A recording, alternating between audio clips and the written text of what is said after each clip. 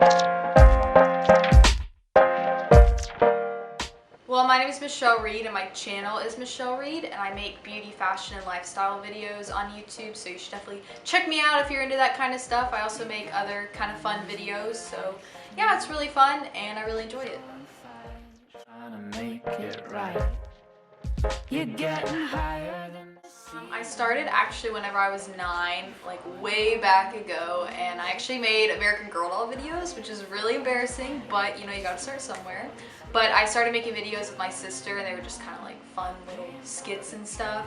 And then I'd say probably about 3 years ago, I really started getting into it like I am now with like beauty and fashion and lifestyle and that kind of stuff. But I guess I just started it for fun originally, and now I just do it more as a job, but it's still fun. you wanna be worth all that money dazzle me. I really like making advice videos. They don't normally get as many views, but they're personally my favorite videos to make just because I really like connecting with people and just helping people, and that's always been the goal of my channel, and so those ones are definitely my favorite ones to make.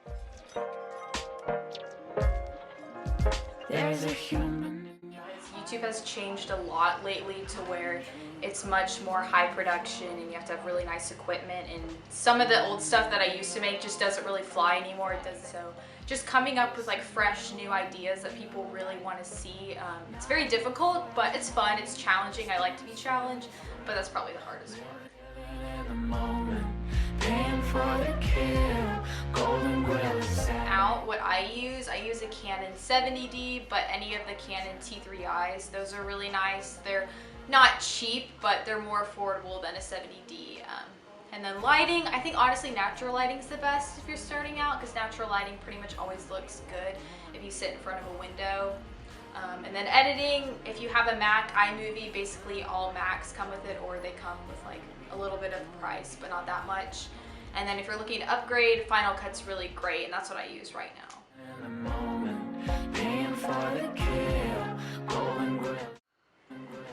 There's actually another YouTuber, her name's Tess Christine, and she is so pretty and I love her style. She lives in New York, which is where I want to live, so she's kind of like an inspiration. But I love her style. It's so classy and simple, and she's definitely my favorite YouTuber, and she has become like my style icon, I guess. But I just love taking inspiration from her outfits.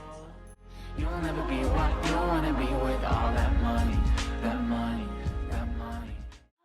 Google, I would say. I still want to take classes to get better, but it was all pretty much self-taught. If I read a question, I just Google it, or like ask my brother something because he's in editing.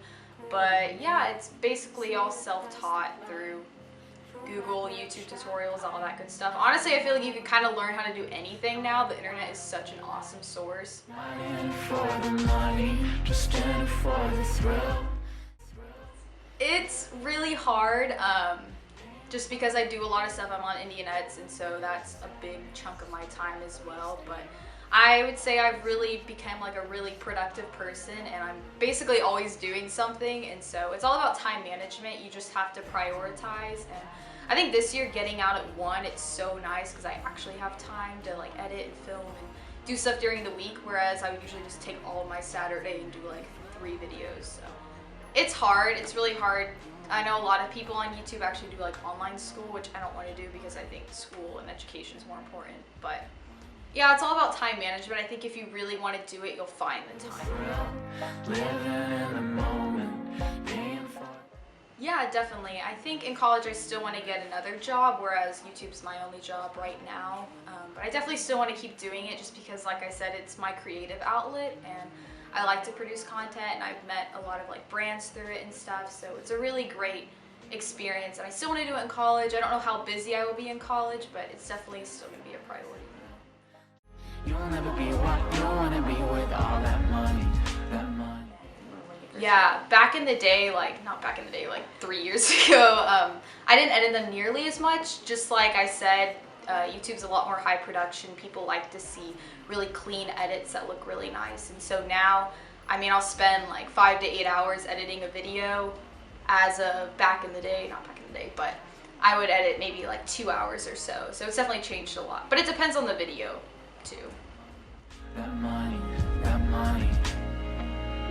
give me. Music's really hard just because copyright laws are really strict and it's hard to get around them, but I will try to find lesser known remixes, or I'll ask people if I can use their music and get their permission. So just on YouTube, I'll go on random music sites and see what I like. Music's really important to me. I know a lot of people just throw in random songs, but I really like finding stuff that really fits the video. Depends on like the vibe I'm going for. If it's like morning routine or how to have a better morning, I'll try to pick really upbeat music, but for like my lookbooks and such, I try to pick stuff that's maybe a little more edgy. I don't know if edgy is the right word, but just a little different. So it's hard to find good music that isn't copyrighted, but if you really try for like 2 hours, you'll find something.